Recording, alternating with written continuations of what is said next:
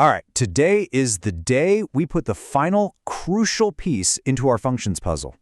We're going to unlock the single most powerful keyword that makes them genuinely useful, the return statement. And just like that, it's day 24. You've come so far, and I'm telling you, what we're about to cover today, well, it's a total game changer. You see, this is the key. It's the final missing piece of the whole puzzle. Up until now, our functions have been doing stuff, right? But they've kind of been keeping the results to themselves. Today, that all changes. We're going to learn how to get those results back so we can actually do something with them. So to really get this, we're not even going to start with code. Nope, we're going to take a quick trip to a juice bar. And trust me on this simple, everyday transaction perfectly explains this super powerful coding concept. I mean, really think about it. When you go order a smoothie, the person behind the counter doesn't just shout, "Hey, your drink is done," and then pour it down the drain, right? Of course not. The whole point is that they hand you the glass. They give you the finished product back.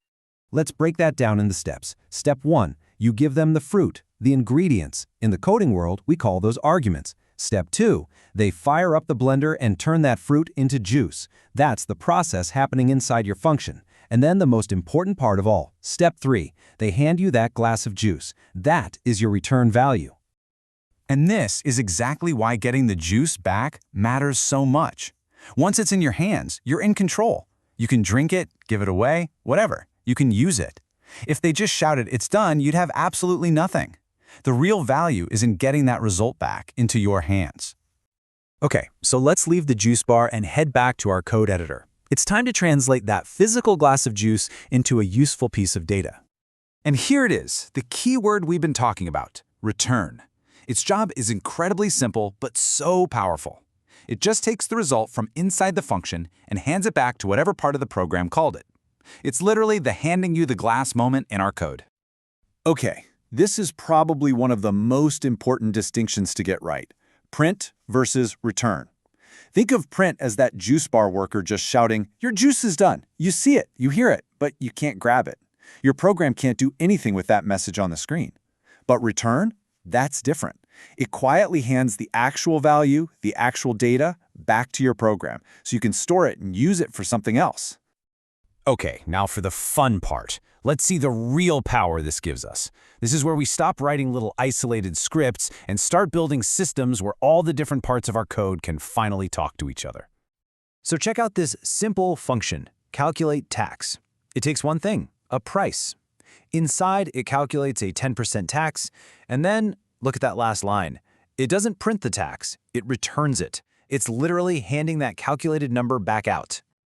And because the function hands that value back, we can actually catch it. So here, we call calculate tax with the number 100.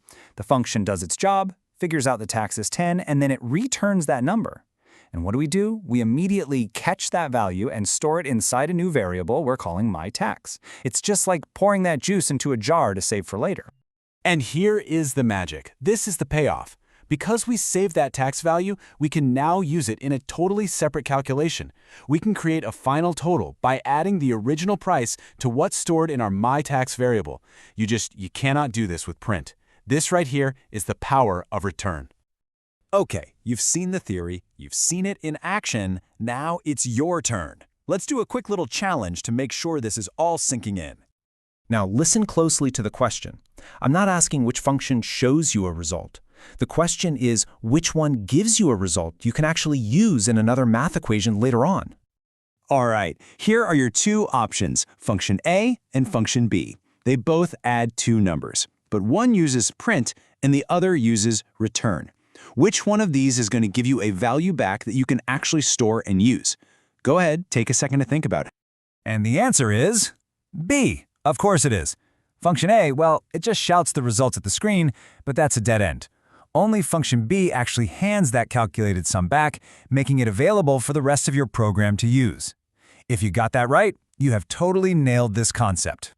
And with that, seriously, congratulations. This is a massive milestone. Your functions aren't just little black boxes anymore that do one thing and stop. Nope, they are now powerful little data factories. They can produce results, pass those results around, and build on each other to create some really complex and awesome programs. So, I'm going to leave you with this final thought. Just think for a second about the possibilities this opens up. You can have one function that calculates something, another function that takes that result and changes it, and then a third function that uses that final result to make a decision. See? The pieces can finally connect. So my question to you is, now that your functions can actually give things back,